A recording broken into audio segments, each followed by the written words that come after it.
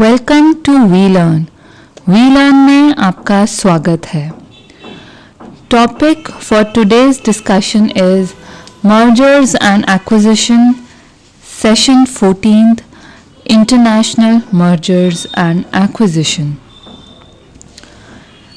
Topics to be covered are introduction, environmental opportunities and threat, global mindset, reasons for international trade growth, the ownership decision, the location decision, the internationalization decision, the cost of new product development, some important factors affecting international trade, external advantages in different product, role of government policies, exchange rates, political and economical stability, and recommendation for effective cross-border acquisition. In this unit, we will have a detailed knowledge about the various global opportunities and lot of key factors that affect international mergers and acquisitions. International M&A activity, it has become a very strategic tool for corporate growth, especially for multinational corporations. Although very similar in nature to cross-border merger, it differs from a cross-border acquisition also.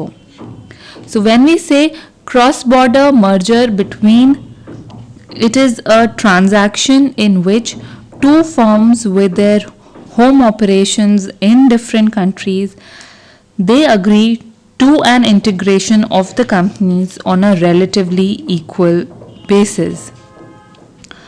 A cross-border acquisition is a type of a transaction in which an expanding firm, it either buys a controlling interest or all of the existing company in the foreign country. Often the more the acquired firm, it becomes the business unit within the acquiring firm's portfolio of business.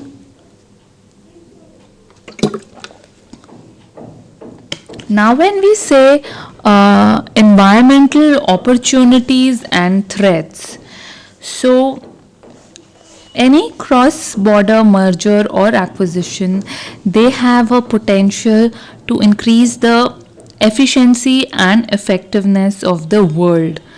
So this happens because there are transactions which are helping them to consolidate the industry on a global basis, right?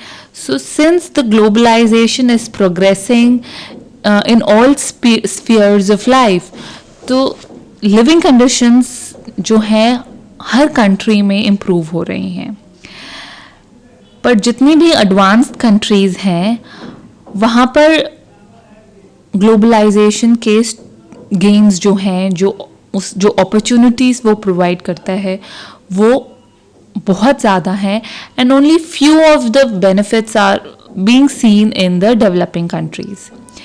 But क्या होता है कि poor countries they remain poor, but then because of international trade happening on a regular basis,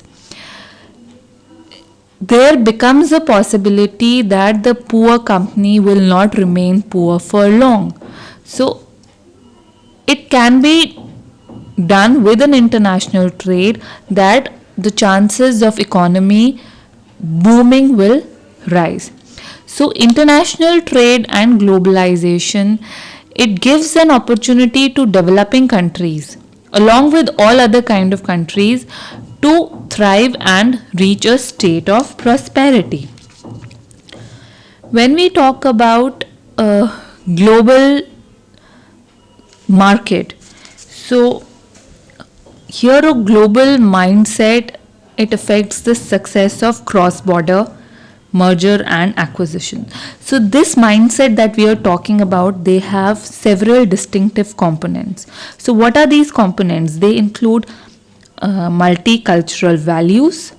They are basing status on merit rather than nationality, or being able or being open to ideas from other cultures also. So being excited rather than fearful in new cultural setting, and being sensitive to cultural differences without being intimidated by them.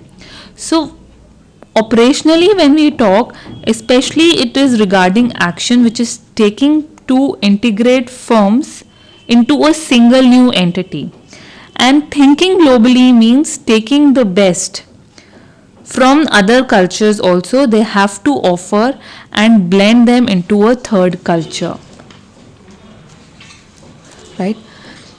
So the importance of global market, it also extends to government officials also.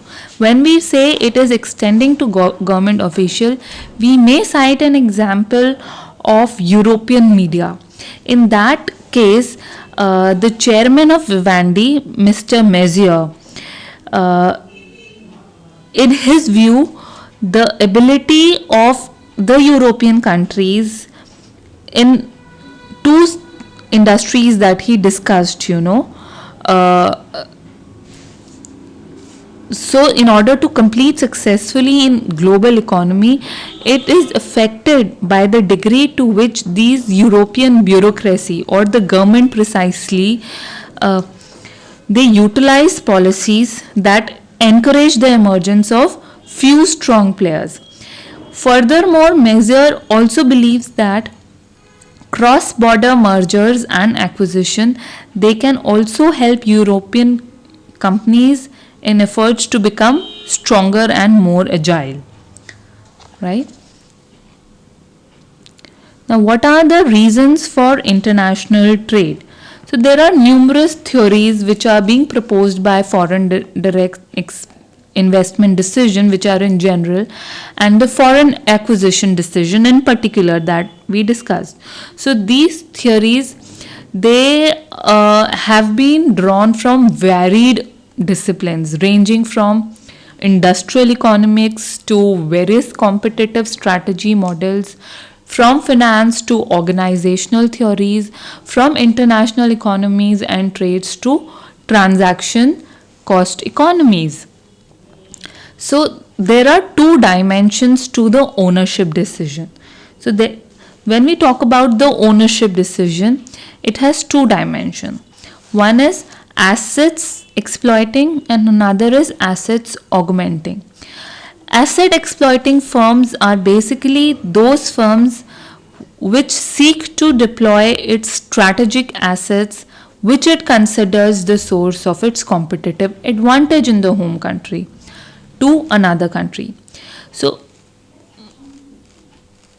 these sources, they may include the resources and capabilities it has developed at home and can be deployed in the host country also, right? An example of Daimler-Benz, the acquisition of Chrysler in 1998 can be considered. Here the firm is essentially market seeking to exploit its pre-existing assets in the new market to fuel its growth. When we talk about the location decision is a kind of trade-off between the pull factors in the host country which attract foreign direct investment and the push factors in the home country which compels the firm to locate production abroad. So the pull factor here include the size of the market, demand for the firm's product, the scale of the economies in the local market, local distribution and production system, or the proximity of immobile resources. It can also include availability of complementary assets Host of other government incentives that promote foreign direct investment and the presence of cluster. It can also be enumerated with the help of example of Walt Disney, its decision which it took in 1987 to locate itself into the European theme park, which is called Disneyland. So in Paris, it was basically influenced by its central location in Europe. It has very excellent transportation network and easy accessibility. So the charm of France as a great tourist destination and French government subsidies. So it was a very appropriate decision. Another decision is internationalization decision. So when we say internationalization decision, they are somewhat to a great extent similar to make or buy decision. Here the transaction and coordination cost of internationalization versus external relationship such as joint ventures and potential to hold up loss of control over proprietary knowledge or the risk of creating potential rivals, or behavior of joint venture partners are the primary consideration. There are other issues that have the adverse selection of alliance partner or the moral hazard and inability to enforce accountability for performance failure of the alliance or the inability of the appropriate benefits from the alliance which commensurate with the contribution made or the risk which are borne by the firm in the alliances. When we talk about reduced cost of new product development, so while developing a new product, so business internally can be very expensive and time consuming. Because of these reality, because of its expensive in nature and time consuming in nature, there are some managers who believe that internal development efforts are very risky. But in contrast, and in acquiring situation an existing company with an established sales volume or customer base and a successful performance, is thought to be less risky. So reduced cost, which is when compared to those incurred to develop products or business internally, along with the ability of an acquisition to yield an immediate presence in the market, combine to persuade managers to acquire new products and new businesses instead of developing them internally.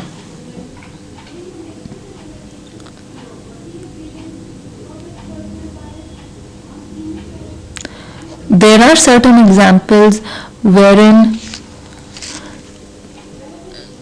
the firms they try to invest in foreign countries to provide home country clients with the services of overseas subsidiaries. Another, at times what happened, they exploit temporary advantage, that is favorable exchange rate, making foreign acquisition cheap. When we talk about the factors which are affecting the international trade, so there are firms which may invest in foreign countries to provide home country clients with services of their subsidiary companies, right? Also in some cases they may exploit temporary advantage as has discussed. So a depressed asset price in a country may also attract foreign acquirers. So the first factors that affect international trade is external advantage in differential product. So there is a strong correlation which exists between multinationalization and product differentiation. So this may also indicate an application of the acquirer's good reputation. A firm that has developed a reputation for superior product in the domestic market, it might find acceptance for the product in the foreign market also, right? For example, Ford's acquisition of Jaguar brought modern assembly lines and other production systems to achieve improved design or quality and cost to the Jaguar operations.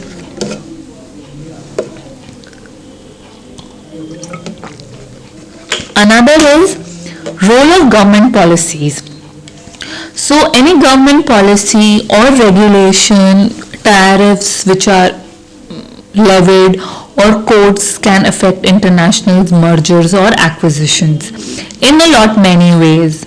So exports are particularly vulnerable to tariffs, and they are very much affected by tariffs and the codes which are erected to protect domestic industries. Even the threat of such restriction can encourage international mergers, especially when the market to be protected is large. There are other environmental and other governmental regulations like zoning or can greatly increase the time and cost required to build facilities abroad. So the added cost of compliance with regulation, it amplifies other effects that may be operating. So the rationale for acquiring a company with existing facilities in place is reinforced by regulation. Another is exchange rates. So foreign exchange rate, it also affect international mergers in a many number of ways. The relative strength or weakness of the domestic versus foreign currency, they can have an impact on the effective price paid for the acquisitions. Also, it has its effect on financing or the production cost of running the acquired firm. The last is the political and economic stability. When we say political and economic stability, they have an important factors in attracting foreign buyers. When we say political and economic stability, they can to a great extent increase the risk of what is already a riskier situation than a purely domestic investment or acquisition. Acquiring firms, they must consider the frequency with which the government changes, right? How orderly the transfer of power is and how much government policies differ from the administration. They must also assess the likelihood of government intervention from upside down, right? There are desirable economic factors which may include low or at least predictable inflation. Labor relations, they are also very important consideration in economic stability, right? When we talk about recommendation for effective cross-border acquisition, so each cross-border merger or acquisition, they are unique in itself, that there are different kind of challenges or there are different kind of threats that they have to face. So there are certain guidelines. The first one is that the firm, the environment, everything, there is an understanding that the firm's status with respect to geographic and productive diversification.